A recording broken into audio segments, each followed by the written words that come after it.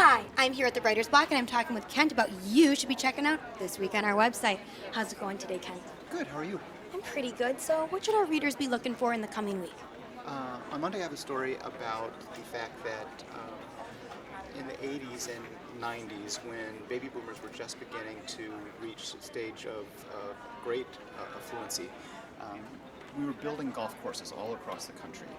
And it turns out that an awful lot of those golf courses have not been able to maintain themselves economically or financially, and so they have closed. And now, real estate marketers are buying up these properties and retooling them as golf courses. They're not converting them into living spaces or anything like that. They're still using them as golf courses, but they're finding a way to recreate them from an economic standpoint so that they can make money.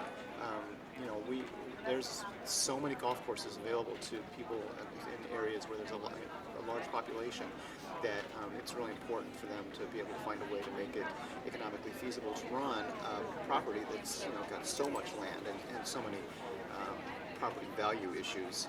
So that's a current real estate story that's real interesting. And then today, my sports blog is about sports betting. There's only 4 states in the United States that have sports betting that's actually legal. Really? But everybody bets online, and most of it's online. Half of my husband's paycheck goes to Bravo or Bravado or whatever it's called. Right, exactly. But that's not American, he told me. Right, and it's also not legal, so you just told the whole world that your husband's doing something illegal. But on sports radio, they talk about their gambling intentions all the time. Today I'm going to place so much money down on this. My story is about why it's only legal in 4 states and the efforts that most of the professional sports leagues go to make sure that it doesn't become legal everywhere. Huh. Okay, well that's going to be a great story. Is there anything else that our readers should be looking for? On Monday, I have a list provided by a website called The Dissolve. It's a film critic website, and they have come up with a list of the top 50 summer blockbusters of all time, starting from 1975, which is when Jaws came out. And what I've written about is the top 5 films, of which 3 of them Steven Spielberg had something to do with. Oh. So we really have Steven Spielberg to thank for the existence of summer blockbuster films. How you doing today, Donald? Well, Heather, you rapscallion. So nice to see you on the block. Yes, how are you today? I am fine, thank you. So what should our readers be looking for? Well, today we have an interview with Will Durst, who is one of the country's leading political comedians, but he has developed a one-man show that that puts politics aside. It's called Boomer Raging, and it's about baby boomers, or as he calls it, from LSD to OMG, or from when acid flashbacks meets dementia. And he talks about the development of the show and just what the deal is with baby boomers.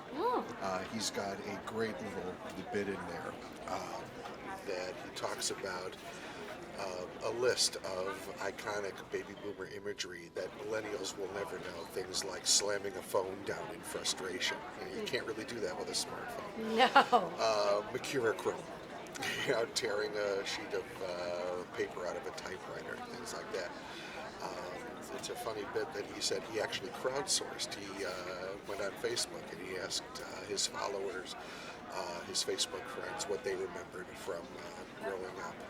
And he said it was the most popular Facebook post he ever had. So he will be talking about the baby boomers on Monday. Another interview with Ken Golden, who is the president of Golden Auctions. This weekend is an auction of Babe Ruth memorabilia, including, you may have read about this, including the first home run ball he ever hit. Now, this was not in a game. This was in, can't even call it Yankee Stadium. Yankee Stadium hadn't been named yet. But a reporter brought him out to New Yankee Field to test out his new ballpark. I guess this was what, 1920? I don't know. And Babe Ruth took some practice swings, hit a home run.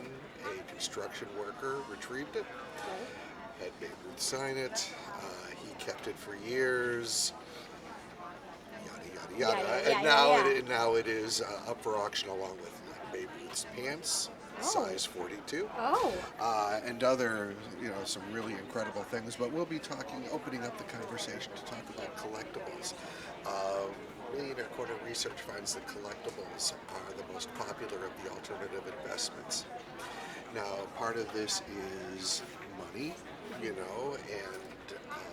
but part of it is love, recapturing little bits of, one's youth, whether it be classic cars or comic books. But sports memorabilia is the most popular collectible, and Babe Ruth is the most popular and the most valuable sports memorabilia to collect. Wow. So we've got those two interviews that will be on the site. Great. Yeah. So let me ask you something. What's that Louis Vuitton character up to these days? This fall 2014, Louis Vuitton is launching a new monogram bag that you should get on a waiting list now for. I'm going to be blogging about it this Monday and telling you how 6 innovative designers are getting together to create this new bag. Some you might know, like Christian Louboutin, Karl Lagerfeld, some like Mark Newson. So we got like an architect in there, we got a guy who like creates planes, we got someone who has beautiful shoes, and so on and so on. They're all gonna get together, put their amazing brains together to create this new bag that I know you are gonna want. So check back this Monday to read all about this great launch from Louis Vuitton. I'm Heather Kiley. Thanks so much for watching.